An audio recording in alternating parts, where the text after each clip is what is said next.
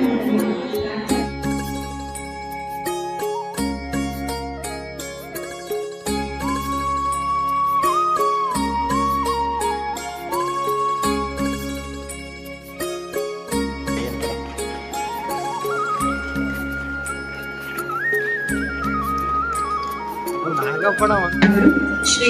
ನಾಗಪ್ಪ ಹಂಚಿಕೆ ಪೌರ ಆಯುಕ್ತರು ನಗರಸಭೆ ಸಾಗರ ಇವರು.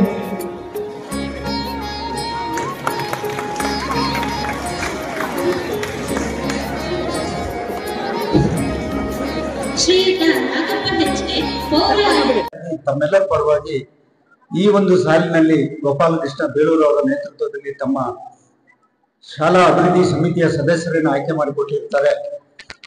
ನಿಜವಾಗ್ಲೂ ಈ ಸಮಿತಿ ತುಂಬಾ ಉತ್ತಮವಾದ ಸದಸ್ಯರನ್ನ ಮನೆ ಶಾಸಕರು ಕೊಟ್ಟಿದ್ದಾರೆ, ಎಲ್ಲ ವಿಭಾಗದಲ್ಲಿ ಕೊಟ್ಟಿದ್ದಾರೆ. ಮೊನ್ನೆ ನ್ಯಾಯ ಕಮಿಟಿ ಬಂದಂತ ಸಂದರ್ಭದಲ್ಲಿ ಅವ್ರ ಮನೆಯಲ್ಲಿ ಮದುವೆ ಕಾರ್ಯ ಇದೆಯೋ ಏನೋ ಅನ್ನೋ ರೀತಿಯಲ್ಲಿ ರಜಾ ದಿನಗಳೆಲ್ಲ ಅದನ್ನು ವಾರಗಟ್ಟಲೆ ನಮ್ಮ CDC ಸದಸ್ಯರುಗಳು ಇಲ್ಲಿ ತಮ್ಮ ಏನು ಅಧ್ಯಾಪಕರಿಂದ ಮತ್ತು ನಮ್ಮ ಆಡಳಿತ ಮಂಡಳಿ ಜೊತೆಗೆ ಅವ್ರು ಕೆಲಸ ಮಾಡಿದ್ರು. ಎಲ್ಲರೂ ಪದವೀಧರರು ಇನ್ನ 3-4 ತಿಂಗಳಲ್ಲಿ ಪದವೀಧರರು ಆಗ್ತೋರಿದ್ದೀರಿ, ಒಂದು 3-4 ತಿಂಗಳ ಹಿಂದೆ ಪದವಿಗಾಗಿ ಸೇರಿದವರಿದ್ದೀರಿ. ಈಗ ನೀವು ನಿಮ್ಮ ಶಿಕ್ಷಣದ ಹಂತ ಯಾವ ಹಂತದಲ್ಲಿ ಇದೆ ಅಂದ್ರೆ ನೀವು ಬೇರೆಯವರಿಂದ ಹೇಳಿಸ್ಕೊಳ್ಳೋ ಮಟ್ಟದಲ್ಲಿ ಇಲ್ಲ. ನೀವು ಒಂದು ಪದವಿ ಅಂದ್ರೆ ಒಬ್ಬ ವಿದ್ಯಾರ್ಥಿ ಒಂದು ಪರಿಪಕ್ವವಾದಂತ ಅಂದ್ರೆ ಎಜುಕೇಶನ್ ಅನ್ನೇ ಯಾವ ರೂಪದಲ್ಲಿ ಹೋಗ್ಬೇಕು, ಇನ್ನೇನು ಪರಿಪಕ್ವ ಆಗ್ಬೇಕು ಅನ್ನೋ ಹಂತದಲ್ಲಿ ತಾವು ಬಂದಿದ್ದೀವಿ. ನೀವು ಬೇರೆಯವರಿಗೆ ಮಾರ್ಗದರ್ಶನ ಕೊಡೋ ಹಂತದಲ್ಲಿ ಬಂದಿದ್ದೀವಿ. ಡಿಗ್ರಿ ಆದ ನಂತರ ನಿಮ್ಮ ವೃತ್ತಿ ಜೀವನಕ್ಕೆ ಏನೇನ್ ಬೇಕೋ ಆ ಸಬ್ಜೆಕ್ಟ್ಗಳನ್ನು ನೀವು ಆಯ್ಕೆ ಮಾಡ್ತೀರಿ, ಅದ್ರಲ್ಲಿ PG ಮಾಡ್ತೀರಿ, ಇನ್ನೊಂದು ಮಾಡ್ತೀರಿ, ಡಾಕ್ಟರೇಟ್ ಮಾಡ್ತೀರಿ, PhD ಮಾಡ್ತೀರಿ, ಓಕೆ. ಬಟ್ ಈ ಪದವಿ ಅನ್ನೋದಿದೆಯಲ್ಲ ನಿಮ್ಮ ಶಿಕ್ಷಣದಲ್ಲಿ ಬಹುಮುಖ್ಯವಾದ ಒಂದು ಅಂಶ. ನಾನು 2-3 ವಿಚಾರ ಅಷ್ಟೇ ಹೇಳ್ತೀನಿ. ನಾವೆಲ್ಲ ನನ್ನ ಬಗ್ಗೆ ಹೇಳಕ್ ಹೋಗಲ್ಲ ನಾನು, ನಾವೆಲ್ಲ ತುಂಬಾ ಬಡತನದಿಂದ ಓದೋರು. MLA ಸಾಹೇಬ್ ಹೇಳಿದ್ರು ಅದೇ ತರನೇ. ನಾವು ಬೆಳಗ್ಗೆ 7 ಗಂಟೆಗೆ ಏನಾದ್ರು ಒಂದ್ ಸ್ವಲ್ಪ ಗಂಜಿ ಕುಡ್ಕೊಂಡು ಬಂದ್ರೆ ಸಿರಿವಂತ ಶಾಲೆಗೆ ಹೋಗಿ ಸಂಜೆ 4-4 ಗಂಟೆಗೆ ಏನಾದ್ರು ತಿಂತಿದ್ವಿ. ಆ ತರದೆಲ್ಲ ಪರಿಸ್ಥಿತಿ ಇವತ್ತಿಲ್ಲ, ಎಲ್ಲರೂ ಚೆನ್ನಾಗೇ ಇದೆ. ಆದ್ರೆ ಒಂದನ್ನ ಅರ್ಥ ಮಾಡ್ಕೋಬೇಕು, ತಾವುಗಳು ಅಧ್ಯಾಪಕರು ನಮ್ಮ ಸ್ಟೂಡೆಂಟ್ಸಿಗೆ ಒಂದು ಅರಿವು ಮೂಡಿಸ್ಬೇಕು. ಸ್ಟೂಡೆಂಟ್ಸ್ ಒಂದು ನಾಣ್ಣುಡಿಯನ್ನ ಅಭ್ಯಾಸ ಮಾಡ್ಕೊಂಡಿದ್ದಾರೆ, student life is golden life ಅಂತ. That is wrong. ಅದರ ಮೂಲ, ಅದ್ರ ವ್ಯಾಖ್ಯಾನ ಅಂದ್ರೆ student life is golden life ಅಂದ್ರೆ ನಮ್ಮ ಶೈಕ್ಷಣಿಕ ಜೀವನ ನಮ್ಮ ಜೀವನವನ್ನ ಬಂಗಾರವಾಗಿ ಮಾಡ್ತದೆ ಅನ್ನೋದು. ಆದ್ರೆ ಸಾಮಾನ್ಯವಾಗಿ ಎಲ್ಲರೂ ಏನ್ ಹೇಳ್ತಾರೆ, student life is golden life ಅಂದ್ರೆ ಅದೊಂಥರ ಎಂಜಾಯ್ಮೆಂಟ್ ಅಥವಾ ಬೆಳೀತಕ್ಕಂಥ ವಯಸ್ಸು ಆ ತರ ಅಲ್ಲ. Student life is golden life ಅನ್ನೋದನ್ನ ತಾವು ಅರ್ಥ ಮಾಡ್ಕೋಬೇಕು. ಮತ್ತೆ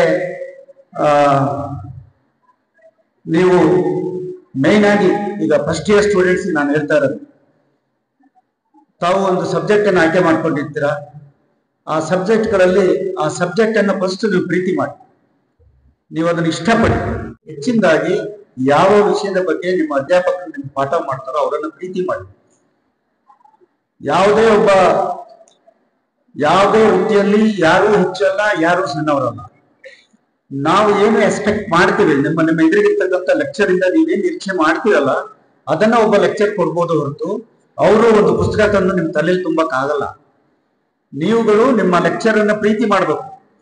ಯಾರು ಚೆನ್ನಾಗಿ ಮಾತಾಡ್ತಾರೆ, ಇನ್ನೊಬ್ರು ಮಾತಾಡಲ್ಲ ಅಥವಾ ಆ ತರ ಅಲ್ಲ. ನೀವು ಯಾವಾಗ ಅವ್ರು ಇಷ್ಟು ಮನೇಲಿ ಅಷ್ಟೇ, ನಿಮ್ಮ ಅಕ್ಕ ತಂಗಿ ಅಣ್ಣ ತಮ್ಮ 4 ಜನ ಇರ್ತೀರಿ. ಯಾರೋ ಒಬ್ಬ ತಮ್ಮನ ಬಗ್ಗೆ ಅಥವಾ ಅಕ್ಕನ ಬಗ್ಗೆ ಅವ್ಳು ಏನ್ ಹೇಳಿದ್ರು ನಿಮ್ಗೆ ಉತ್ತರ ಕಿರಿಕಿರಿ ಅನ್ಸುತ್ತೆ. ಅವ್ಳು ಸರಿಯಾಗಿ ಹೇಳಿರ್ತಾರೆ, ಅಕ್ಕ ಹಿಂಗಲ್ಲ ಹಂಗ ಅಂದ್ರೆ ನೀನೇನ್ ಹೇಳೋದು, ಅಮ್ಮನ್ ಕೇಳ್ತೀನಿ ಆ ತರ. ಅದೇ ರೀತಿ ಲೆಕ್ಚರ್ಸ್ ಅಷ್ಟೇ. ನೀವು ಲೆಕ್ಚರ್ ಅಲ್ಲಿ ಆ ಲೆಕ್ಚರ್ ಚೆನ್ನಾಗ್ ಪಾಠ ಮಾಡ್ತಾರೆ, ಈ ಸಬ್ಜೆಕ್ಟ್ ಚೆನ್ನಾಗ್ ಮಾಡಲ್ಲ ಅನ್ನೋ ವಿಭಾಗ ನಿಮ್ ತಲೆಯಲ್ಲೇ ಬಂದ್ಬಿಡ್ತು ಅಂದ್ರೆ ಯಾವ ಕಾರಣಕ್ಕೂ ನೀವು ಆ ಸಬ್ಜೆಕ್ಟ್ ಅಲ್ಲಿ ಮುಂದೆ ಹೋಗಕ್ ಆಗೋದಿಲ್ಲ. ಅದರಿಂದ ನಿಮ್ಮ ಪ್ರಾಧ್ಯಾಪಕರನ್ನ ಪ್ರೀತಿ ಮಾಡೋದನ್ನ ಫಸ್ಟ್ ಕಲಿಯಿರಿ. ಇವತ್ತಿನ ಜನಮಾನದಲ್ಲಿ, ಇತಿಹಾಸ ಅಲ್ಲ, ಇವತ್ತಿನ ಒಂದು ವಿಶ್ವದಲ್ಲಿ ಯಾರು ನಮ್ಮಿಂದ ಕದ್ಕೊಂಡು ಹೋಗೋಕ್ ಆಗದೆ ಇರೋ ಆಸ್ತಿ ಅಂದ್ರೆ ವಿದ್ಯೆ ಮಾತ್ರ.